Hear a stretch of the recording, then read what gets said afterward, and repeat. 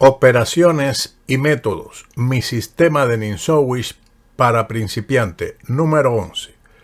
En este vídeo estudiaremos el objetivo ideal de las operaciones en una columna abierta, algunos acontecimientos secundarios, incursiones, maniobras envolventes, los posibles obstáculos en las operaciones sobre columnas, los muros de granito y cómo demolerlos, obstáculos de peones protegidos y desprotegidos, los dos métodos de agresión a peones enemigos que suponen un obstáculo.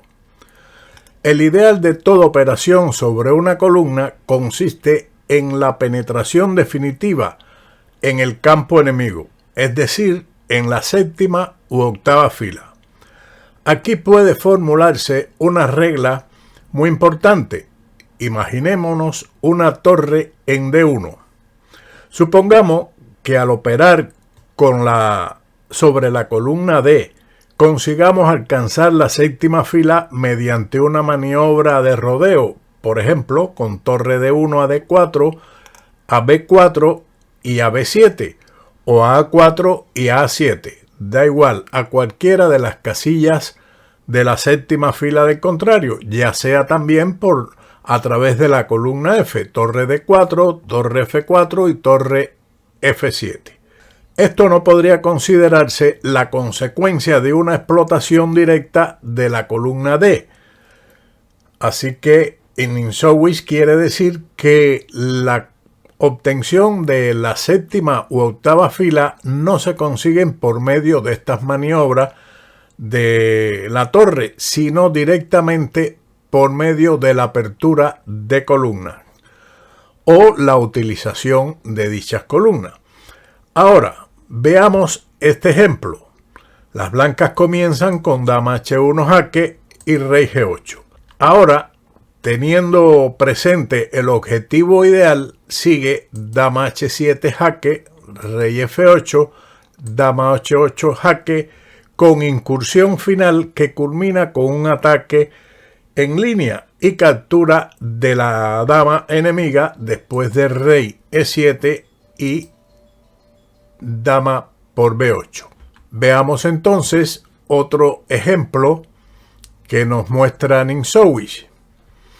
En esta posición, que es similar a la que vimos anteriormente, la dama se ha situado o está situada en D7, por lo que no la capturaremos en B8 de forma gratuita.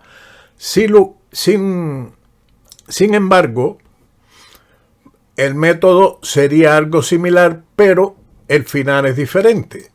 Dama H1 jaque, rey G8, dama H7 jaque, rey F8, dama H8 jaque, rey E7, dama por G7 jaque, rey E6, se cambian las damas en D7, rey por D7 y G7, con un resultado no menos desagradable. Podríamos describir esta maniobra triangular de la dama, ocupación sucesivamente de las casillas H7, H8 y G7, como una maniobra envolvente. En otras palabras, la situación puede resumirse así. Ante una deficiente protección de las líneas de invasión, las incursiones del atacante en la séptima u octava fila a menudo se verán recompensadas por maniobras envolventes o conquistas decisivas.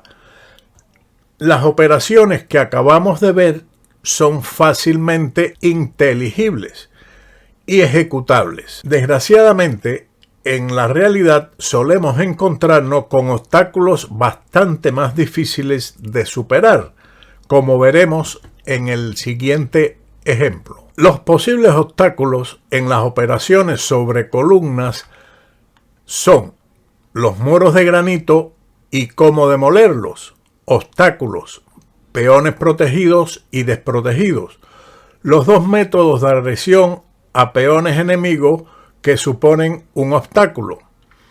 Ya hemos visto la gran importancia de una penetración forzada en la séptima y octava fila. Teniendo esto presente, es lógico suponer que la propia naturaleza debe haber hecho algo por la protección de su área sensible.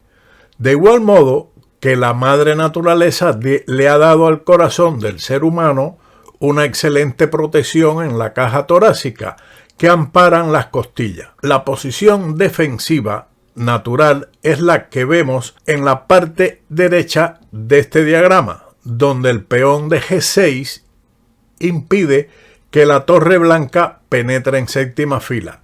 El peón parece asumir una defensa heroica en las dos últimas filas, como diciendo: solo pasarás por encima de mi cadáver. En el lado izquierdo, el peón C negro es un obstáculo, constituye un protegido por el obstáculo de B7. En la derecha, el peón de G6 desprotegido. Si el peón de G6 estuviese protegido por otro peón, sería quimérico estrellarse contra ese muro de granito, acumulando, por ejemplo, fuerza sobre la columna, triplicando piezas pesadas. Más práctico sería socavar la protección del peón, por ejemplo, con el avance H4, H5 y H por G6, tras lo cual el potente muro se vería reducido a un humilde peón que pide socorro a gritos. Quiere decir que si este peón de G6 estuviese defendido por el peón en F7, entonces nuestro plan sería el avance H4, H5, la captura de este peón, y aquí aparecería un débil peón como aparece en este ejemplo. En la parte izquierda del diagrama, el plan de minado es similar, y esto lo hemos visto en algunos ejemplos del gambito de la dama, ataque de las minorías, donde las blancas juegan B5, después hacen B por C6 y B por C6. El peón, como hemos dicho, es un defensor nato y por tanto el elemento básico de la defensa. La defensa a base de piezas casi puede calificarse de contradicción en los términos. El peón por sí solo sostiene con firmeza su posición y sin hacer espavientos. Por tanto, un peón protegido significa un peón defendido por otro peón. Si un peón se ha separado de la confederación de peones, entonces es susceptible de ser atacado por muchas piezas. Así que esto es, en palabras de Ninshowitz, lo que plantea sobre los obstáculos que presentan las piezas pesadas en las columnas y formas de combatirlas para luchar por la penetración de nuestras piezas pesadas en la séptima u octava fila. Así damos por concluido este vídeo donde hemos visto las maniobras de la dama en la columna H para ganar la dama enemiga, así como pasar a un final ganador, y también en la forma de combatir los obstáculos que pueden presentar las torres o las piezas pesadas cuando un peón está protegido por otro peón, porque cuando están protegidos por otras piezas es más difícil de penetrar con nuestras piezas en el campo enemigo. En el próximo vídeo continuaremos con este tema tan interesante e instructivo de mi sistema de Ninshowitz para principiantes. Sin más, espero que haya sido de utilidad este vídeo y como siempre nos veremos en otro de Ajedrez con Bowdy. Chao.